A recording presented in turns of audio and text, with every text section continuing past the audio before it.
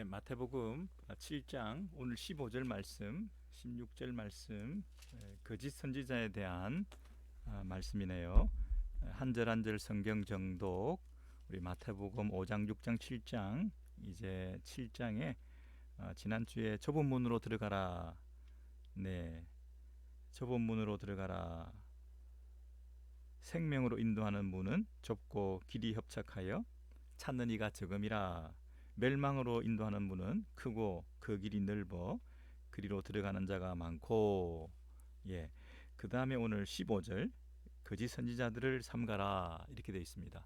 그 좁은 문과 이 거짓 선지자와의 관계, 13절 14절과 15절 이하가 어떤 연관성이 있을까? 전혀 상관이 없어 보이는데요. 좁은 문과 넓은 문, 그리고 거짓 선지자, 이게 별개의 이야기 같이 보이지만 사실은 예수님의 그 논리 의도에 의하면 굉장히 중요한 연관성이 있다, 그렇게 생각이 되어지네요.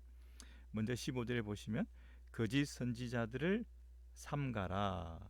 양의 옷을 입고 너희에게 나아오나 속에는 노략질하는 일이라 그랬습니다. 일이.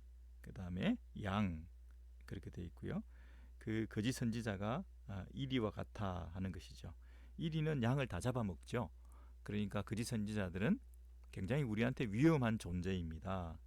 그죠? 위험합니다. 굉장히 경각심을 가져야 되겠죠. 만약에 집에 우리가 새를 키운다든지, 뭐 그 인꼬 같은 거 있잖아요. 페라키트.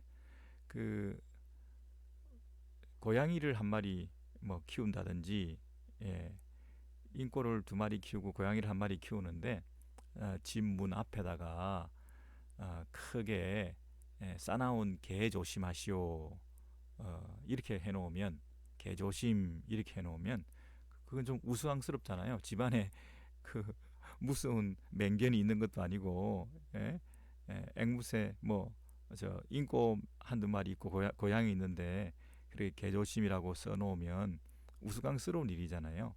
예수님께서 지금 거짓 선지자를 조심하라, 거짓 선지자 조심, 이렇게 딱 써놓은 거잖아요. 그러면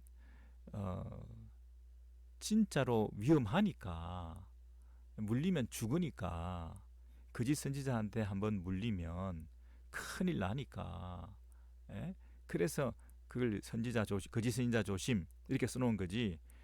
고양이밖에 없는데 밖에다 개 조심 이렇게 써놨을 리가 없지. 예수님께서 그만큼 심각하다는 거죠.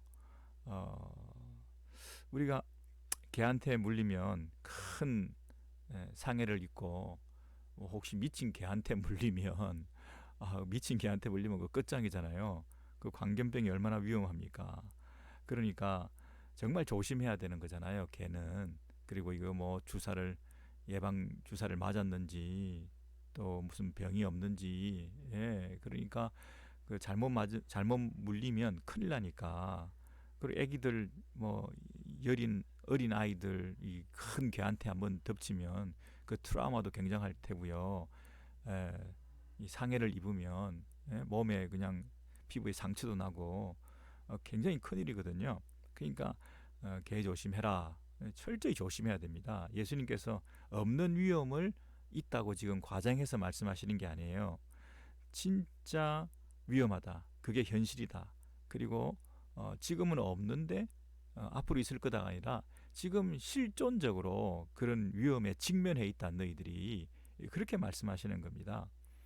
여러분, 한번 우리가 잘못 물리면 평생을 갈 수가 있어요. 근데 이것은 영혼을 좌우할 수 있는 문제예요. 거짓 선지자한테 잘못 물리면요, 한번 물고 그 영혼이 피폐케 되고, 이 평생 일생 동안 이 땅에 살아있는 동안만 어려움을 당하는 게 아니라 어떻게 되죠?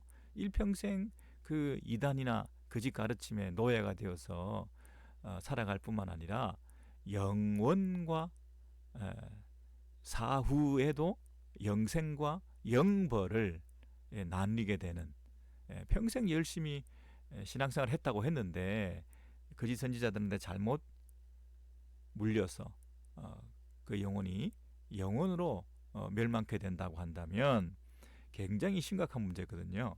그러니까 거짓 선지자들을 삼가해라 이렇게 말씀하신 것 음, 너무 지나친 말이 아니죠. 어, 아무리 강조해도 지나침이 없는 게 뭐라고요? 거짓 선지자들을 조심해야 되는 것입니다. 우리가 마음이 허전할 때 뭐 기성교회에서 상처도 받고 그런데 어느 신앙인들의 모임에 가니까 사랑이 너무 많더라.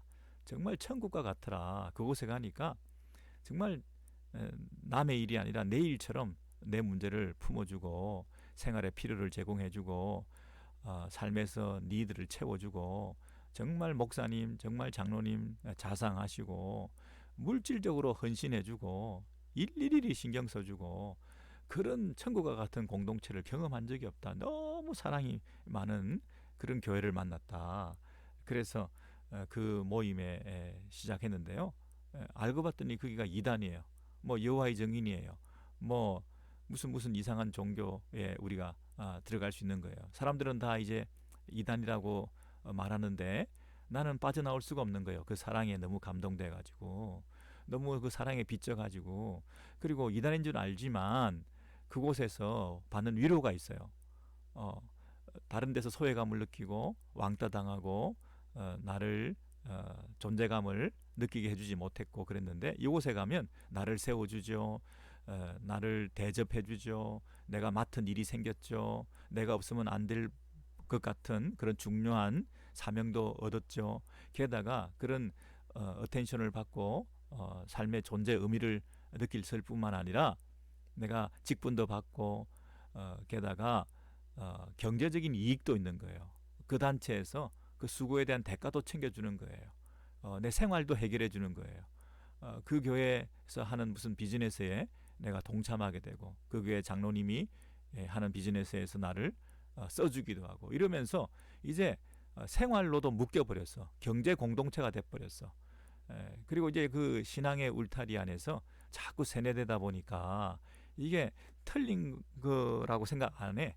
이게 확신이 생기는 거예요. 이렇게 사랑이 많은 사람들이 믿는 이 교리라고 한다면 남들은 뭐라고 한들 나는 이걸 믿겠다. 예.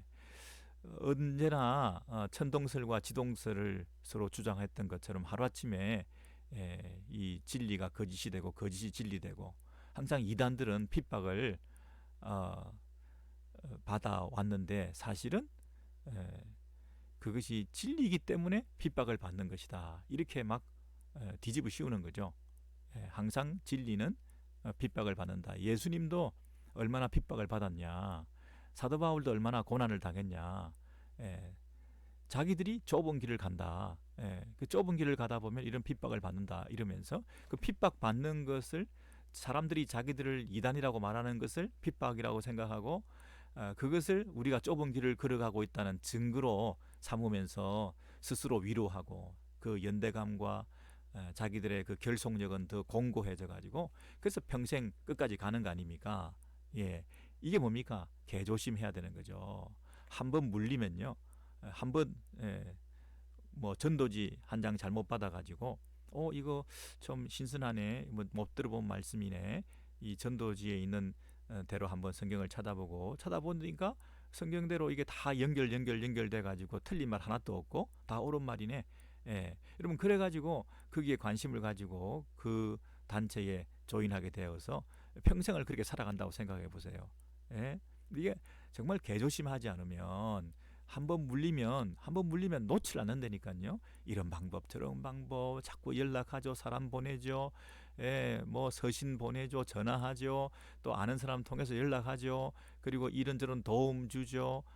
그래서 이게 한번 물리면 큰일이거든요. 그러니까 정말 조심해라. 정말 조심해라. 예, 예수님의 그 심정이 묻어나는 거 아시겠습니까? 예, 너희들 정말 조심해야 될 게 있는데 그게 뭐냐면 거짓 선지자들이다. 예, 없는 위험을 내가 있다고 가정하는 것이 아니라 정말 위험한 사람들이 너희를 속이려고 지금 어디에 딱 길목에 지키고 있을까요? 네, 그 13절 14절에 가면 그 좁은 길 길목에 좁은 문 앞에 딱 버티고 서 있는 거죠. 길목을 노리고 있는 거죠. 예, 이 마귀들의 사탄의 제일 큰 목적은 뭡니까? 우리를 예수 믿지 못하게 하는 것. 또 예수를 믿다가도 예수를 믿는 것을 포기하게 만드는 것. 궁극적으로 우리를 천국으로 인도하지 않으려고 하는 그것을 방해하는 해방꾼들이 바로 거짓 선지자고 사탄의 졸개들 아니겠습니까? 이 사탄의 졸개들의 궁극적인 목표는 우리를 예수를 부인하고 그 좁은 길을 걷지 못하게 해서 지옥의 낭떠러지에 떨어지게끔 만드는 그것이 이들의 최종적인 목표입니다. 그러니까 우리를 어디서 지키고 있겠어요? 좁은 길, 좁은 문 앞에서 지키고 있는 거죠. 그러면서 뭐라고 얘기를 하죠? 화살표를 저기 보여주면서 저쪽으로 가세요. 저 길도 생명의 길입니다. 아니 오히려 더 넓은 길이 있습니다. 너무 좁은 길로 가서 고생할 필요가 없습니다. 이렇게 고생하고 핍박당하고 아무도 찾는 사람이 없는 이런 인기 없는 이런 데를 가면 인생 낭비합니다. 저 넓은 길로 가고 많은 사람들이 가는 그곳으로 가야 그것이 성공과 행복의 길입니다. 다수길로 생각해 보세요. 누구도 갔습니다. 저기에 뭐뭐 인사도 갔습니다. 어느 목사님, 어느 장로님도 저 길로 가고 있습니다. 저기 다 많은 사람들이 가는데 그 길에 가야지 이 좁고 협착한 길로 가는 것은 죽음의 길입니다. 이것이 멸망의 길입니다. 그리고 조금 더 편하게 이 땅에서 살면서 천국으로 가는 길이 있는데 뭐 때문에 고생 바가지로 하면서 그렇게 살 이유가 없죠. 정말 예수 믿고 복을 받았으면 이 땅에서도 잘 살아야지. 이렇게 잘 안 되고 고생하고 어려움 당하고 이러면서 사는 것은 하나님께서 원하시는 것도 아닙니다. 그러니까 형통하고 축복받아서 떳떳하게 떵떵거리면서 땅도 사고 그래서 이 땅에서 부유하게 그렇게 살아가는 거 하나님이 기뻐하실 일 아닙니까? 하나님의 축복받은 많은 사람들이 저 길로 걸어가고 있는데 우리 모두 함께 저 길로 가십시오.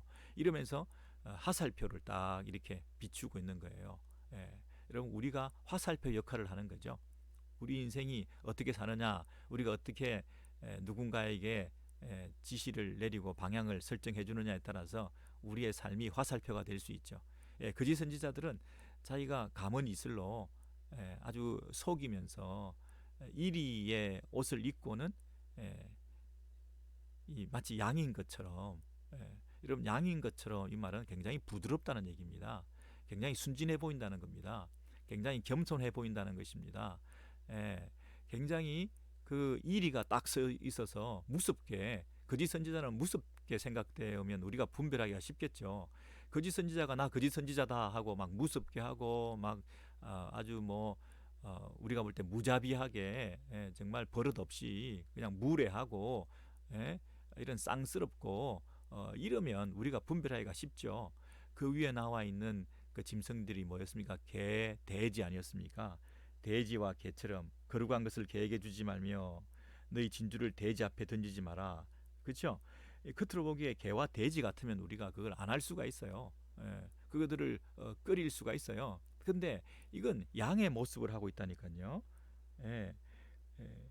양의 옷을 입고 우리에게 너희에게 나 온다 그랬습니다. 속에는 노략질하는 일인 것을 감추고 광명한 천사인 것처럼 그렇게 부드럽고 겸손하고 친절하게 선대해 주면서 이렇게 우리에게 찾아오니까 우리는 같은 양인 줄 아는 거예요. 같은 양떼에 속하게 된 그들을 품 안게 되고 오히려 환대해서 영접해서 잘 대접해주고 대우해주고 이런다니까요. 그 양이 양이 결국에는 우리들을 유혹해서 그 넓은 길로 가자 이렇게 말하는 거죠. 그러니까 우리가 정말 속기 쉽겠죠. 개, 돼지, 이리가 아니라 양이라니까요. 우리가 똑같은 양의 모습을 하고 있기 때문에 그들이 우리를 이쪽으로 가야 된다 이렇게 말할 때 우리가 속게 되기 쉽다는 것이죠. 그렇지 않겠습니까? 어디에나 이 편법이 있기 마련이에요. 어디에나 쉬운 길이 있기 마련이에요. 뭐 미국 가는 길, 미국에 가는 방법, 그게 온갖 브로커들이 있고 무슨 에이전트들이 있고 무슨 무슨 이런 방법 저런 방법이 있다 속이는 사람들이 많잖아요. 예? 어디 밀항을 하게 하기도 하고요. 무슨 위조를 하기도 하고요. 그렇게 힘들게 할 필요 없이 카드를 받는 방법이 있다. 뭐 이러잖아요. 병력을 면제해 줄 수 있는 방법이 있다. 무슨 세금을 적게 내줄 수 있는 방법이 있다. 뭐 스포츠를 경기를 이기게 해줄 수 있는 방법이 있다. 뭐 무슨 하여튼 그 결과가 우리가 좁은 길로 가야 생명의 길이고 넓은 길로 가면 멸망의 길이라고 분명히 얘기했는데 부록화들이 항상 뭐라고 얘기하냐면 넓은 길로 가고 결과는 생명의 길로 갈 수 있게 해준다. 그렇게 말하는 사람들이 있다는 거예요. 우리 목표는 생명의 길로 가는 게 목표가 되기 때문에 우리는 쉬운 방법으로 생명의 길 가기만 하면 그 사람들한테 혹할 거 아니겠어요. 예? 마라톤 경기를 하는데 버스 타고 지하철 타고 그렇게 가이드 해줘서 나중에 속 나와가지고 결승점 앞에서 그 피니시 라인을 통과할 수 있도록 그렇게 해주겠다는데 그게 목표가 되면 우리는 얼마든지 유혹받을 수 있거든요. 예수 믿는 거 너무 힘들다. 좁은 길을 간다는 거. 이 좁은 문으로 가면 이제 고생 이 문이 트였다. 이 길로 가지 말고 더 넓은 길이 있다. 더 쉬운 길이 있다. 더 주님 기뻐하신다. 많은 사람들이 모여서 함께 가는 그 길이 있는데 너 혼자 이른다고 누가 알아주냐. 이러면서 그 좁은 길을 못 가게 하고 화살표로 저쪽 길이다. 이렇게 화살표를 밤에 와가지고 슬쩍 바꿔놓은 사람들이 있다니까요.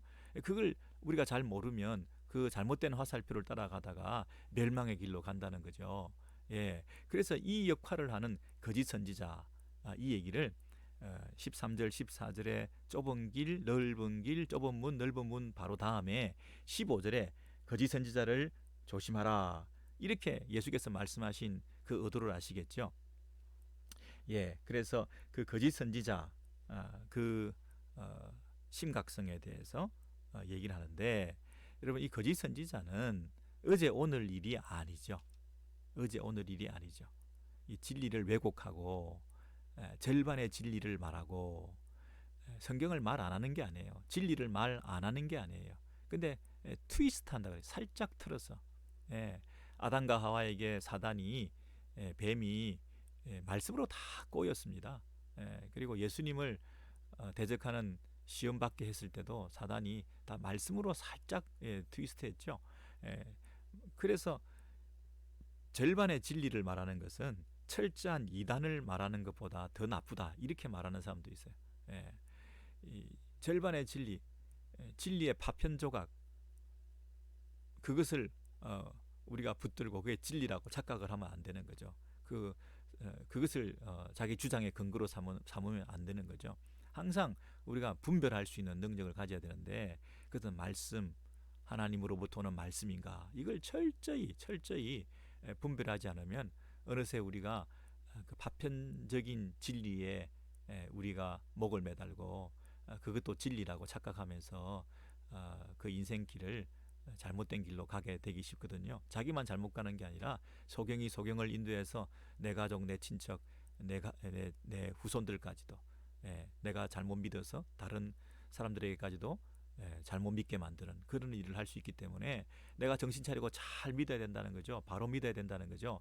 그래서 우리가 거짓 선지자들에 대해서 그들의 가르침이 뭔가 그것을 잘 분별하지 않으면 안 된다. 이것은 현실적인 문제다. 없는 걸 있다고 하는 게 아니다. 지금 저와 여러분에게도 이 세상에 얼마나 많은 거짓 가르침이 있는지 몰라요. 얼마나 많은 거짓 선지자들이 거짓 선생들이 판을 치는지 몰라요.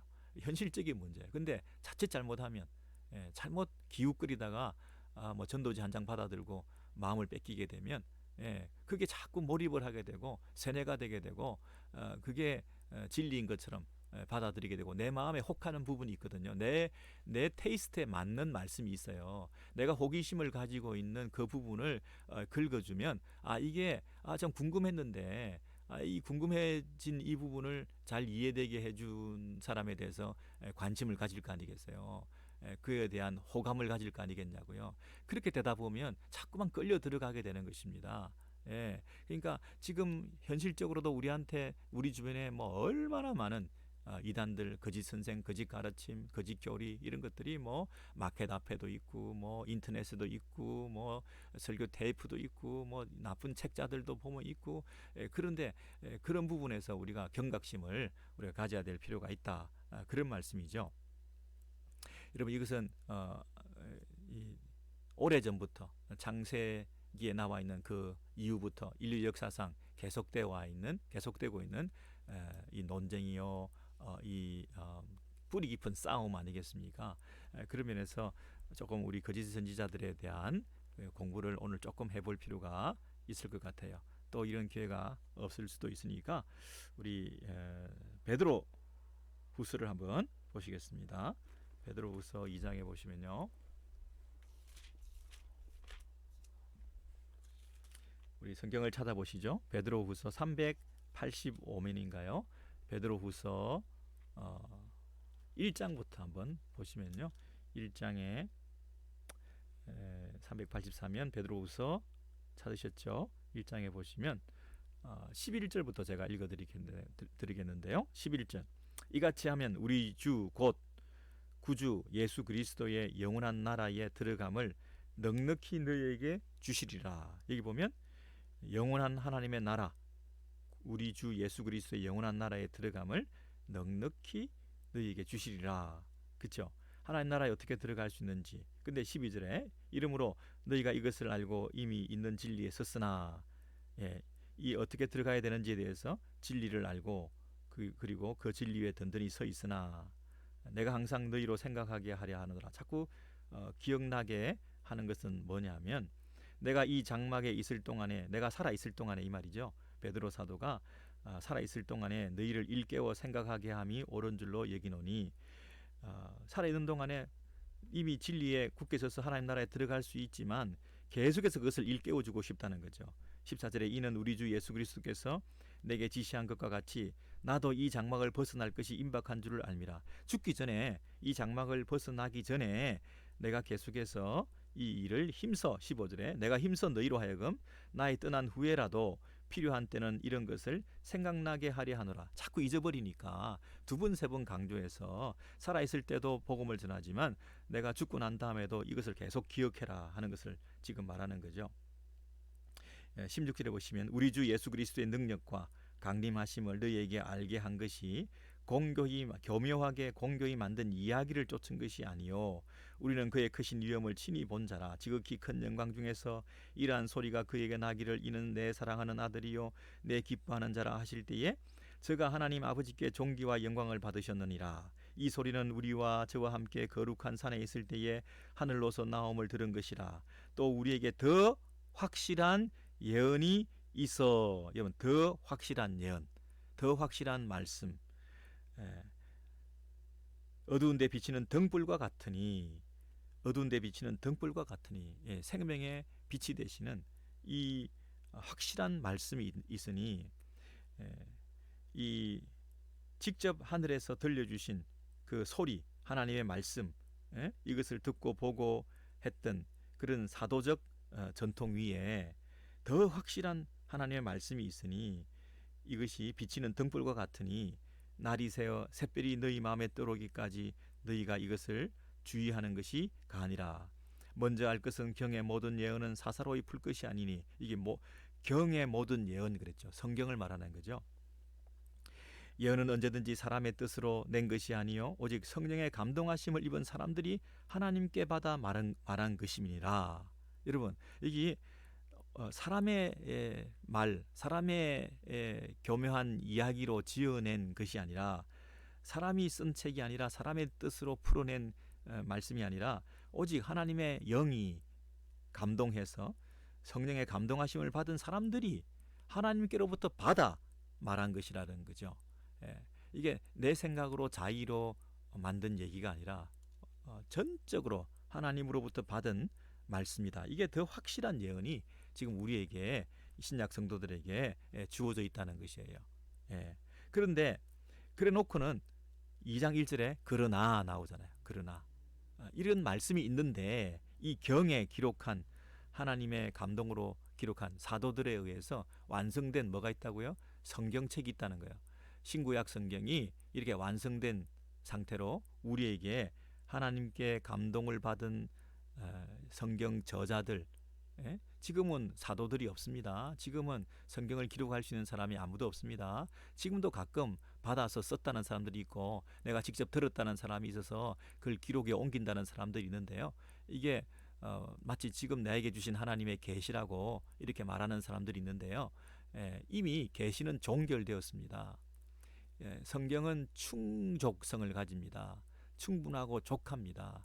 더 이상 다른 계시가 필요 없을 정도로 충분하고 족한 성경의 충족성을 우리가 믿습니다. 성경의 계시의 종결 교리를 믿습니다. 새로운 계시가 있지 않습니다. 지금까지 계시가 주어진 계시의 시대가 있었다고 한다면 사도로부터 그 계시가 우리에게 주어졌다고 한다면 그 계시가 주어진 시대는 계시의 시대는 끝이 나고 이제 이후로는 계시 이해의 시대입니다. 새로운 계시가 주어지는 시대가 아니라 주어진 계시를 이해하고 깨닫게 하고 조명해 주시고 밝히 알아가는 성령의 조명으로 우리에게 주어진 이 성경을 하나님의 음성으로 듣고 깨달아가는 그 작업들을 계속 해가는 것이죠. 계시의 시대는 끝났고 계시의 이해의 시대가 개막된 것입니다. 근데 여전히 지금도 계시가 주어진다고 생각하면 이 성경을 완전히 오늘 가르침을 잘못 이해하고 있는 것이죠. 예수께서 하시는 말씀과는 상반되는 얘기죠. 근데 우리는 가끔 혹하죠. 지금 계시 받았다. 내가 받은 말씀을 써서 준다. 내가 받은 말씀을 너희들에게 전해주겠다. 이러면 그 사람이 더 어토리티가 있어 보이고 영적 권위가 있고 파워풀한 어떤 사역에 대단한 사람인 것처럼 착각을 하면서 그 권위에 우리가 종속되어서 끌려다니기가 쉽죠. 오늘은 무슨 말씀 받았습니까? 이번 주는 또 어떤 말씀을 주셨습니까? 당신의 그 받은 말씀을 내가 직접 받아서 배우기를 원합니다. 은혜 받기 원합니다.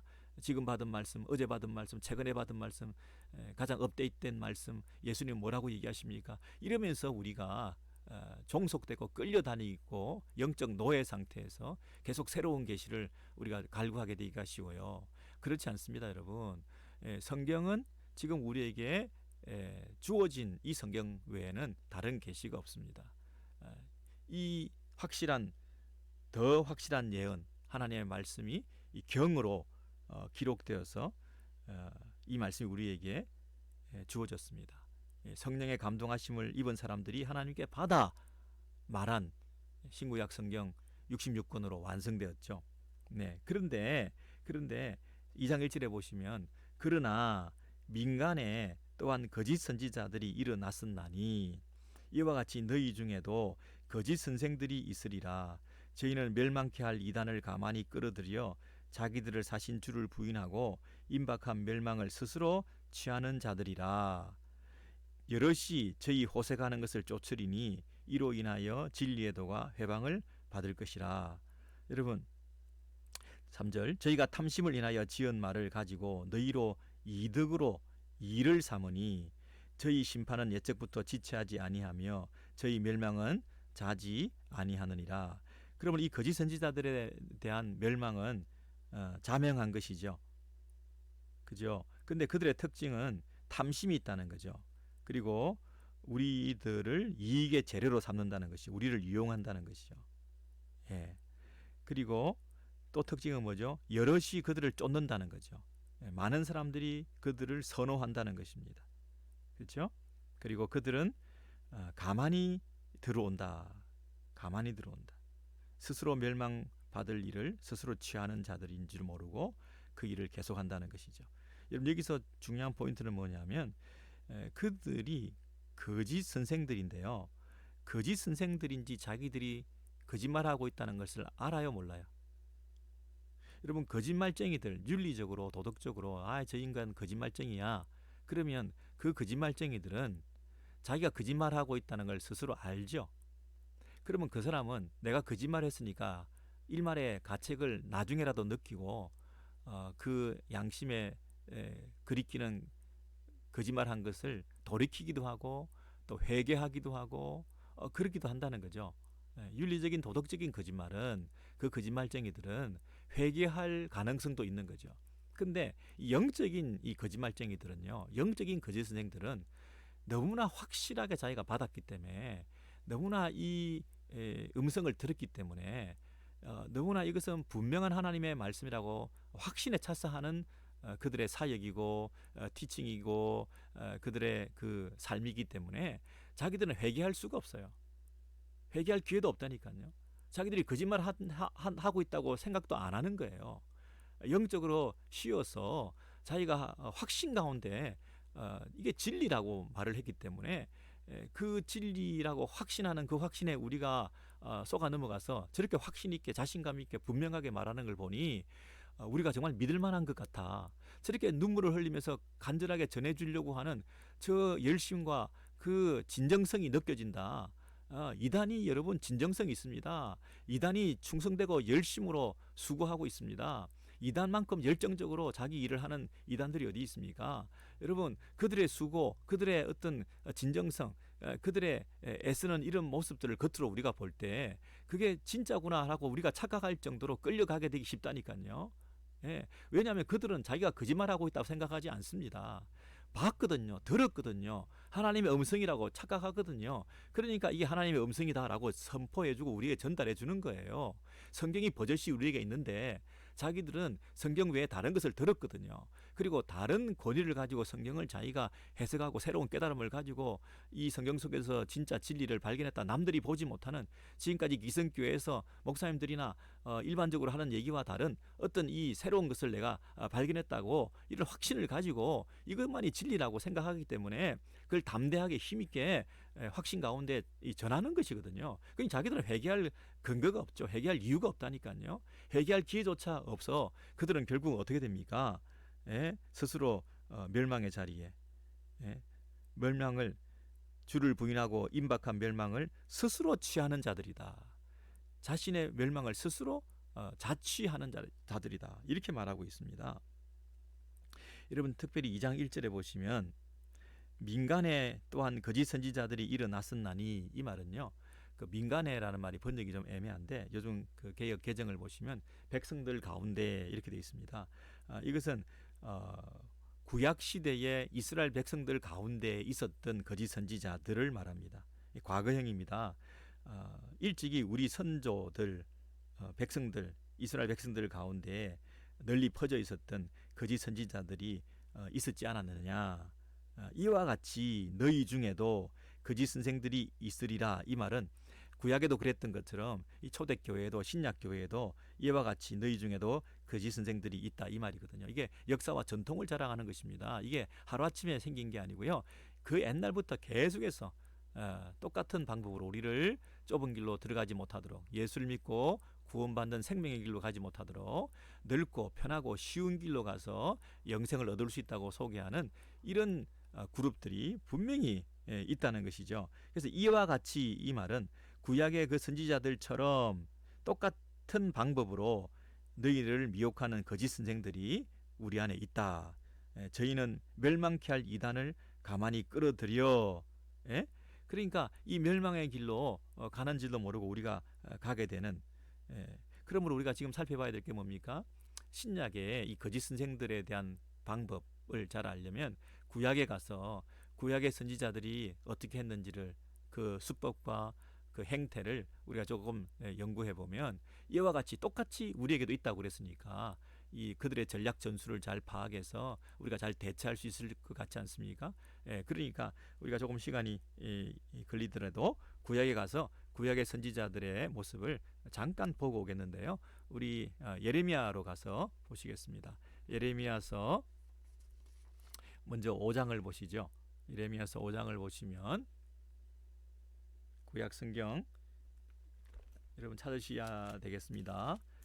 이사야 다음에 예레미야 5장을 가서 보시면요.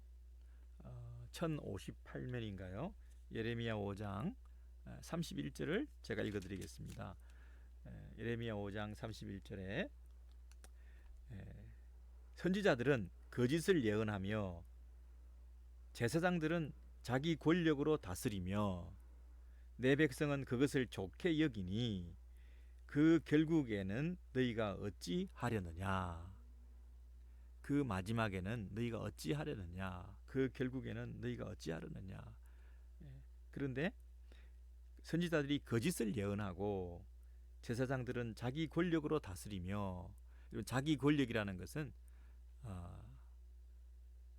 하나님의 말씀에 권위를 따라 다스리지 않고 자기의 권위를 따라, 자기의 믿음을 따라, 자기의 확신을 따라, 이런 얘기죠. 그러니까 선지자들과 제사장들이 한 통속이 된 거죠.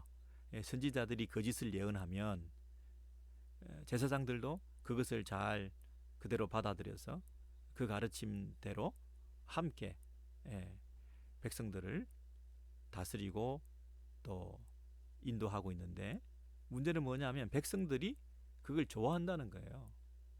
백성들은 그것을 좋게 여기니, 그러니까 이 총체적으로 토럴리 이 나라가 위나 밑이나 아래나 다 썩어서 결국은 어떻게 되겠느냐, 이 한탄하고 있는 이런 선지자의 음성을 여러분 들을 수 있겠죠. 백성들은 그것을 좋게 여기니 무리와 대다수는 그걸 좋게 생각한다는 거죠. 거짓을 예언하고 있는데도 그걸 마음에 들어한다는 것입니다. 그 스토리가 어떻게 됩니까? 여러분 8장 가서 보시면 그 이유를 알 수 있겠죠. 8장 1절에 가서 보시면 8장 1절입니다. 예레미야 8장 1절. 나 여호와가 말하노라. 그때에 사람들이 유다 왕들의 뼈와 그 방백들의 뼈와 제사장들의 뼈와 선지자들의 뼈와 예루살렘 거민의 뼈를 그 묘실에서 끌어내요. 여러분 쭉 다 읽어보시다가 11절에 가서 보시면요. 11절에 가서 보시면 그들이 딸 내 백성의 상처를 심상히 고쳐주며 말하기를 평강하다 평강하다 하나 평강이 없도다. 여러분 12절에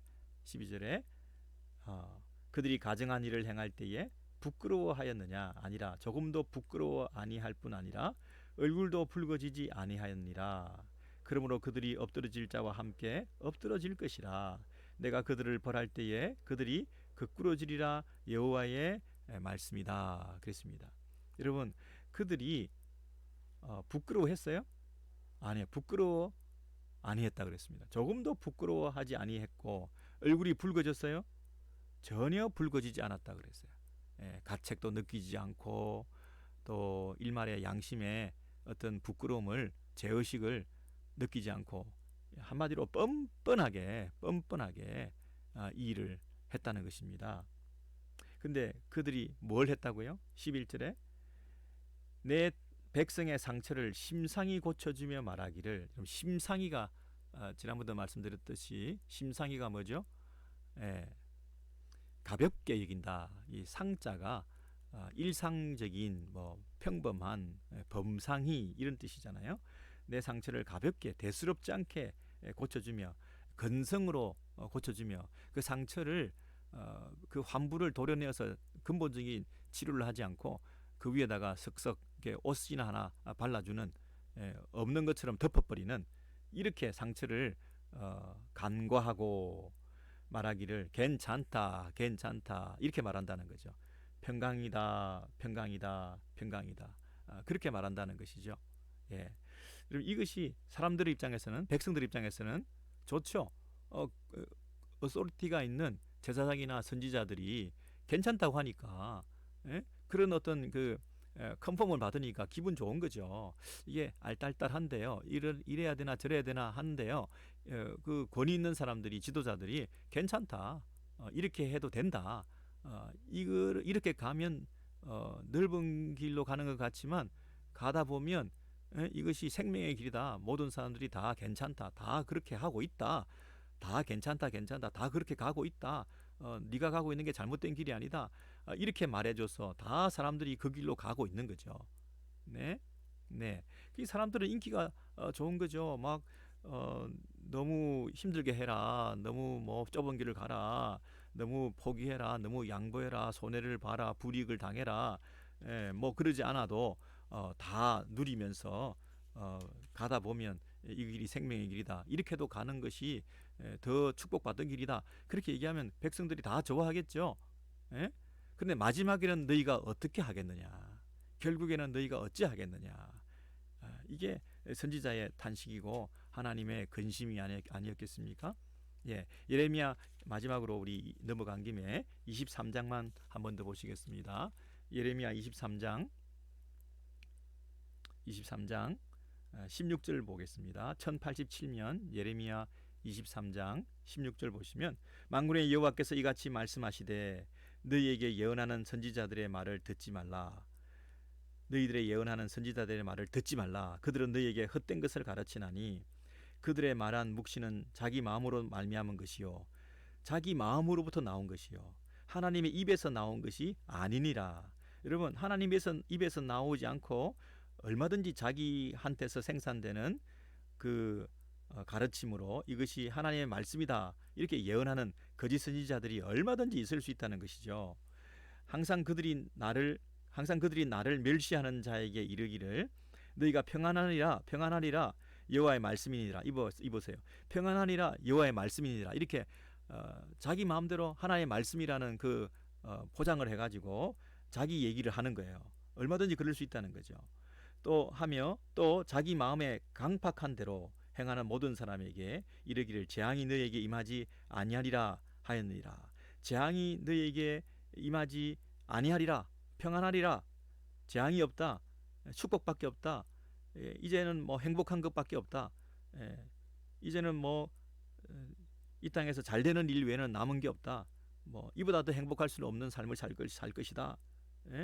여러분, 그렇죠. 그런데요, 진짜 선지자는 어떤 사람이냐면 18절입니다. 누가 여호와의 회의에 참여하여 그 말을 알아들었으며 누가 귀를 기울여 그 말을 들었느냐. 이것은 참 선지자는 하나님의 회의에 참여하여 하나님으로부터 직접 대면하여 들은 그것이 참 선지자라는 거죠. 이런 절차와 과정을 거치지 않은 사람들이 얼마든지 거짓 선지자 행세를 할 수 있다는 것이죠. 22절 보겠습니다. 22절. 그들이 만일 나의 회의에 참여하였다면 내 백성에게 내 말을 들려서 그들로 악한 길과 악한 행위에서 돌이키게 하였으리라. 23절 보겠습니다. 28절로 보겠습니다. 28절.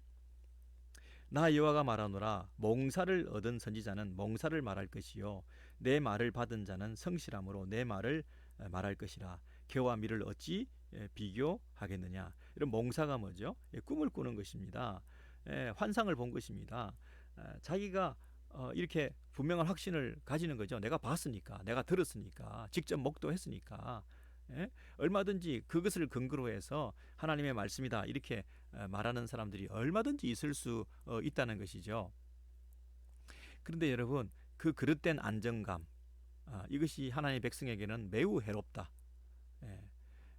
괜찮다, 평안이다, 재앙이 없다 이렇게 말을 하지만 그들이 뻔뻔스럽게 얼굴색 하나 변하지 않고 부끄럼 없이, 왜냐하면 너무나 확신하니까, 너무나 자기가 이것은 하나님의 말씀이라고 자신감이 있으니까 그렇게 말을 하게 된다는 거죠. 근데 얼마든지 하나님의 참 선지자가 아니면서도 선지자 노릇을 얼마든지 하는 것이 현실이다 이렇게 말할 수 있습니다.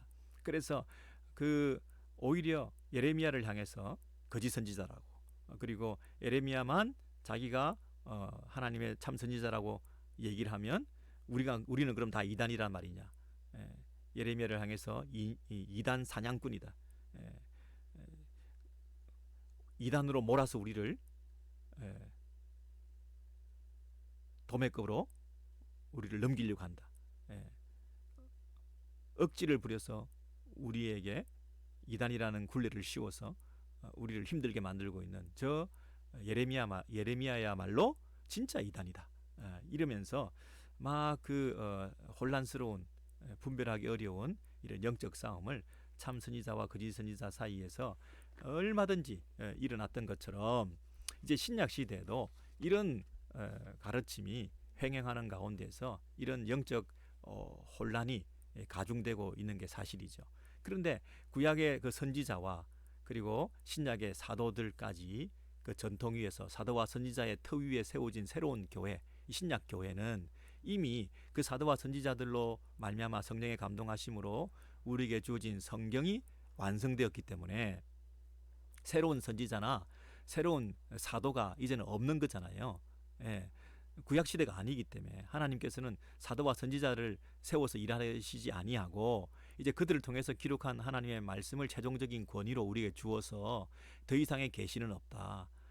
성경의 충족성을 우리로 하여금 믿게 하셔서 이제 그 성경을 풀어주는, 이해할 수 있는 성령의 조명으로 더 풍성히 드러내는 이 성경의 말씀을 우리에게 진리로 우리 계시에 주고 계시지 않습니까? 근데 이 통로, 이 방법, 이 패턴을 우리가 만족해하지 못하고 이런 방법 말고 다른 방식으로 구약의 선지자나 사도와 같이 직접 직통 계시를 내가 받아서 그걸 봤다, 들었다, 그걸 내가 전해준다, 나도 그거 하고 싶다, 이렇게 가면 이게 전체적인 흐름으로 볼 때 너무나 잘못 가고 있는 것이라는 거죠. 그런 면에서 우리가 조심하지 않으면 안 되죠. 사람들이요, 천국에 대해서, 지옥에 대해서, 종말에 대해서 성경에 잘 안 나와 있죠. 100% 잘 알 수가 없습니다. 그런데 우리는 주어진 성경의 한도 내에서 만족해야 되거든요. 다 알 수 없는 거잖아요. 다 알 수 없다고요. 우리가 어떻게 다 알 수 있겠어요? 지금은 우리가 부분적으로 아나, 그때는 now, 지금은 우리가 부분적으로 알지만은 그때는 fully 알게 된다 그랬어요. 주님 다시 오시면. 예? 지금은 우리가 구리 거울을 보는 것처럼 희미하게 보이지만 그때는 now, 지금은 희미하게 우리가 볼 수밖에 없지만 그때는 어떻게 된다고요? 페이스 투 페이스, 얼굴과 얼굴을 맞대고 보는 것처럼 선명하게 다 알게 된다는 거죠. 그러므로 그때와 지금 사이에, 지금과 그때 사이를 살아가는 우리 신약 성도들은 성경에 이 주어진 계시의 그 부분적인 것, 그리고 조금 희미하지만 믿음으로 알 수 있는 이런 거, 소망 가운데 그것을 기다리는 거, 그리고 사랑하는 가운데 구제하면서도 진리를 말하면서도 사랑으로 그것을 하면서 신앙생활하는 것, 이 믿음과 소망과 사랑이 항상 우리에게 있어야 되는데 그 중에 제일은 사랑이라.